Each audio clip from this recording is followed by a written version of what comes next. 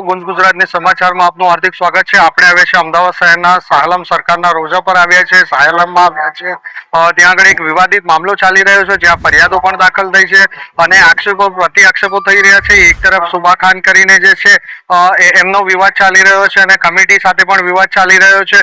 તો શું છે આખો વિવાદ અને શું છે આખો મામલો, તેના માટે વધુ વિગત માટે વાત કરીશું। नाम सुबा खान मियाँ है, शाह आलम दरगाह खादी में खास, शाह आलम अहमदाबाद।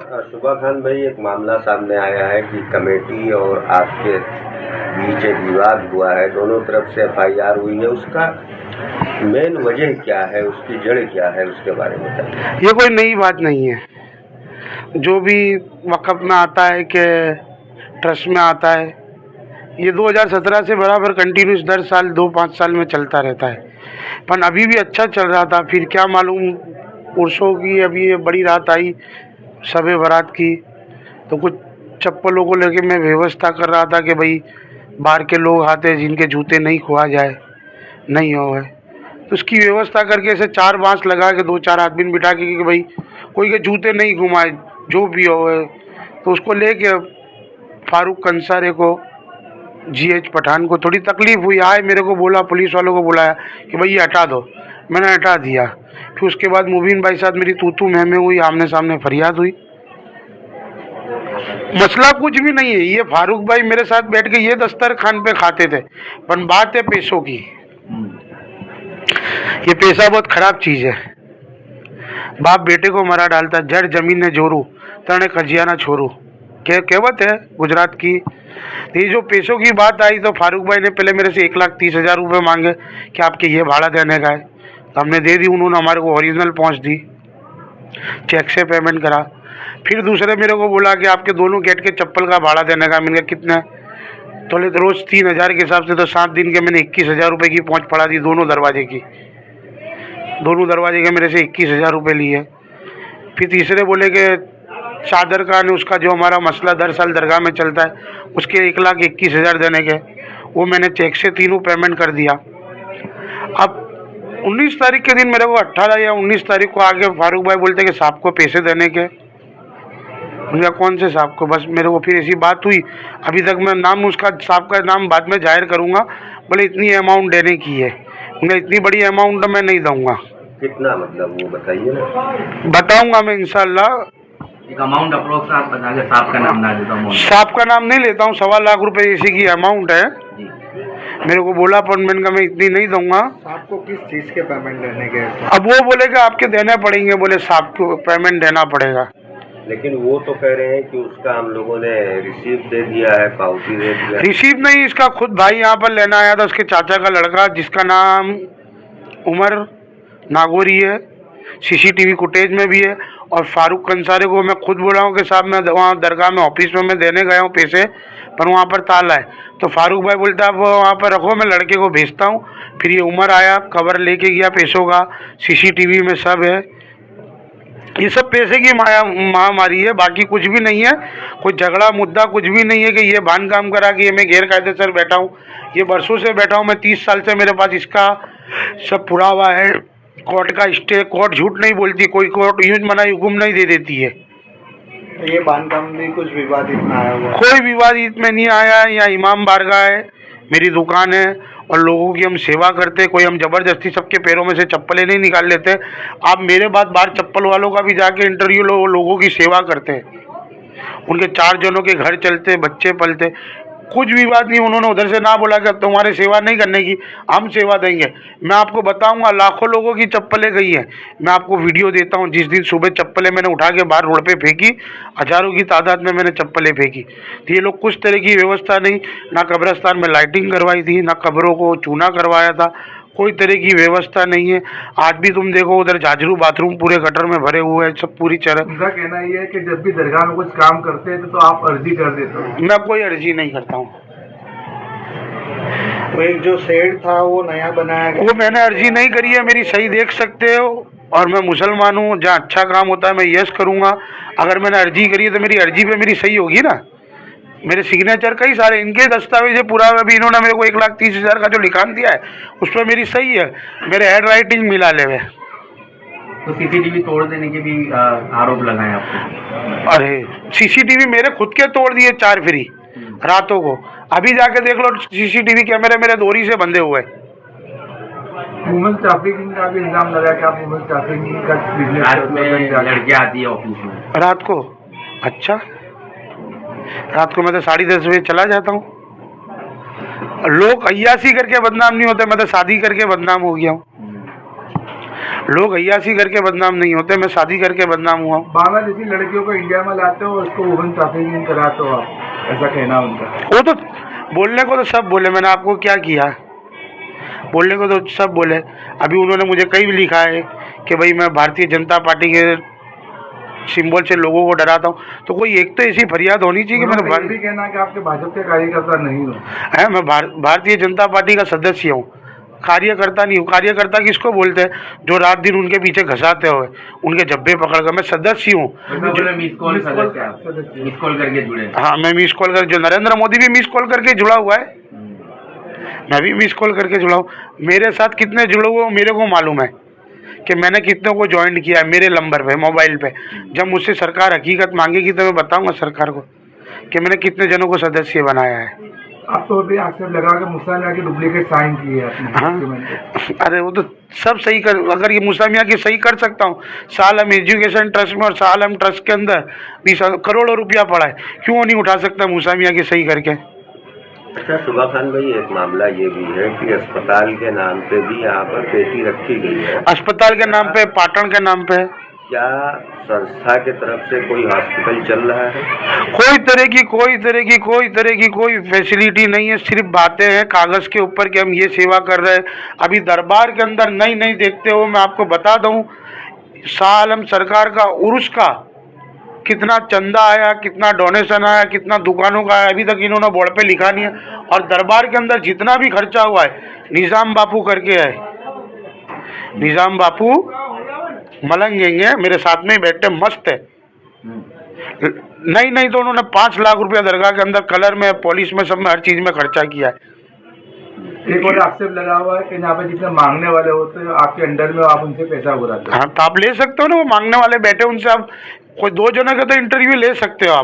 आपको छूट है, आपको बिल्कुल ये हकीकत जानने के लिए आपको छूट है। मैं आपके साथ, आप मेरे साथ मत जाओ, आप खुद कोई भी मांगने वाले से, कोई भी दरगाह में 100 मांगने वाले बैठे, कोई आप जिसको अच्छा लगे आप उसके पास जाके बैठो कि भाई यहाँ पर बैठने का आपके पैसे ले। और यहाँ पर मांगने वाले को जब से ये लोग आए, तुम्हारे यहाँ नहीं बैठने का, तुम्हारे वहाँ नहीं बैठने का। अरे जहाँ पीर होगा वहाँ फकीर होगा, जहाँ पीर होगा वहाँ फकीर होगा, पीर बिना फकीर नहीं होगा। और ये भी कहना है कि आप दरगाह के अंदर बैठ के गांजा पीते हो और पिलाते हो लोगों को। मैं क्यों पिलाऊंगा? मेरे पास तो मस्त फकीर लोग आते हैं, और ये तो संत महंतों का प्याला है जो पी के आगे चले, भगवान से मिलते हैं, खुदा से मिलते हैं। गांजा रोड पे बिकता है, किलो 2-2 किलो बिकता है, उनको पकड़ो, पीने वालों को क्यों पूछते हो? उन्होंने ये भी कहा कि थोड़े टाइम में ये खुलासा करेंगे कि आप एमडी का धंधा भी करते हो। हाँ, इंशाल्लाह, बिल्कुल, बहुत अच्छी बात है। एमडी का धंधा पटवाशेरी में अच्छा चलता है इनका। ये इनके घरों में से बैठे बैठे देखते, खर्चे लेते। ये लोग जितने भी पटवाशेरी में धंधे चलते हैं, ये लोग खर्चे लेते हैं।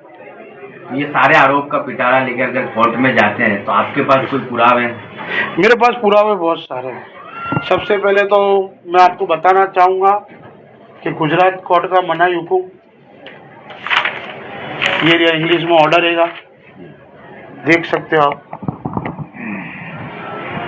अगर गैर कानूनी मेरे कब्जा करना है तो पूरा सालम एरिया बसा हुआ है, लोगों ने 100 झुपड़े बांधे, पक्के मकान बनाए, आजू बाजू बिल्डिंग हैं बहुत सारे।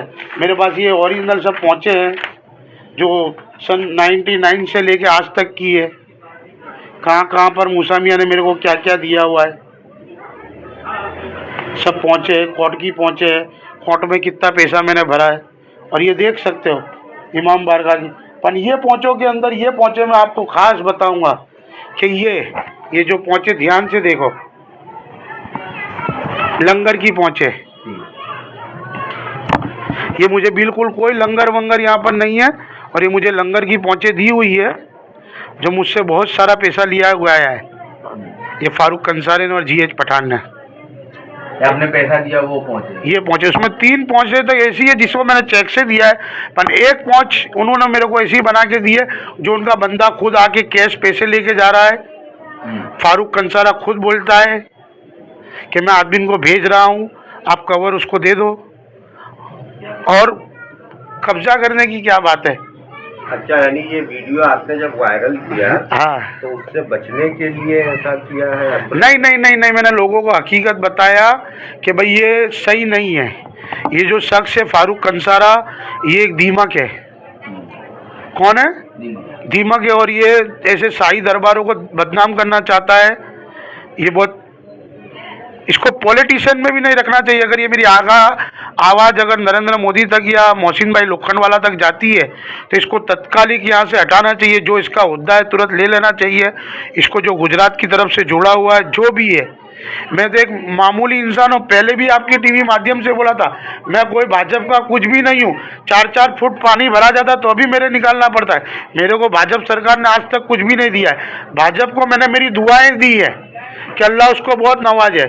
जो भारतीय जनता पार्टी जो मुसलमानों के लिए काम कर रही है, अभी जेसीबी में भी मैंने करा है, वक्फ बोर्ड को भी आगे मैंने स्वीकारा है।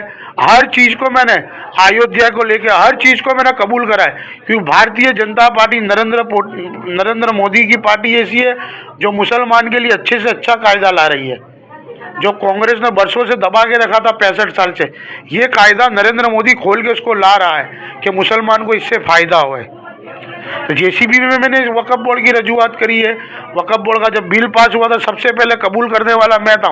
आपकी टीवी माध्यम से लोगों तक मैंने पहुंचाया कि वक्फ बिल पास होगा तो अच्छा है, पर मेरे को मालूम नहीं है कि वक्फ बोर्ड में ऐसे चोर आएंगे और मुझे ही हैरान करेंगे। अच्छा, एक चीज ये भी है बाबा कि लोगों का यहाँ से आस्था काफी ज्यादा जुड़ा हुआ है, लेकिन अब आप जैसे खादिम और कमेटी दोनों के बीच विवाद होगा तो क्या मैसेज जाएगा? मैं बदनाम करना नहीं चाहता, पर इसने जो छेली पारी पे आया ना, मैं तो इसके पहले भी लोग आए, कई आए और वाद विवाद होता था तो बैठ जाता था। पर ये पैसे को लेके मुद्दा चला है। इनकी दान पेटियों पे खराब नजरें आएगी। उर्सों को लेके इन्होंने कभी इतना पैसा देखा नहीं था, इन्होंने पैसा देख लिया है। अभी क्या होगा कुछ मालूम नहीं, आगे क्या है इसका हिसाब किताब मोहसिन भाई लोखंडवाला करेंगे। और अंत क्या? इसका अंत क्या है? कुछ भी नहीं है। इन्होंने हमारे पे एफआईआर करी है, इन्होंने क्या एफआईआर करी है, आमने सामने एफआईआर करी है एक दूसरे को जान से मार डालने की। पर ऐसा कुछ है नहीं। मैं तो यहीं बैठा हूँ। वो लोग उल्टा मेरे पास आए थे। मैं उनके पास कोई धमकी देने नहीं गया हूँ कि मैं उनकी ऑफिस पे गया हूँ। वो लोग मेरे पास 7 जने मिल के आए और मुझे ना जाने क्या नहीं बोलने के शब्द बोले। मामला न्यायपालिका में जा सकता है? कोर्ट के अंदर तो गया ही है, केस हो गया तो कोर्ट के अंदर गया है और इसका जो भी फैसला होगा अच्छा होगा, अल्लाह ने चाहा तो। मैं तो हुजूर शाह आलम सरकार पे छोड़ा है। जो शाह आलम सरकार फैसला करेंगे अच्छा करेंगे। आज से बचपन से मुझे बिठाया है, आगे भी इनकी मर्जी होगी तो मैं बैठूंगा। मैंने आज तक दरबार के अंदर ये बोलते इमाम बारगाह के अंदर मैं लेके औरतों को बैठता हूँ, औरतों को बैठता हूँ। मौला इनको बताएंगे, इमाम अली मकाम इमाम हुसैन अलैहिस्सलाम करबला वाले इनको बताएंगे कि इतनी बड़ी बारगाह इलाही में जहाँ पर लोगों की आस्था जुड़ी है, लोगों की आस्था जुड़ी है। मेरी माँ बहन है जिनको मैं माँ कह के पुकारता हूँ, वो मुझे इसे बदनामी देना चाहते हैं। मैं कहता हूँ लोग, क्या मैं बोलूँ, आंखें नम हुई आपकी, इमोशनल हो गया। लोग गलत काम करके बदनाम नहीं होते। मैं तो शादी करके बदनाम हो गया। अगर मेरे गलत काम करना होता तो मैं शादी भी क्यों करता।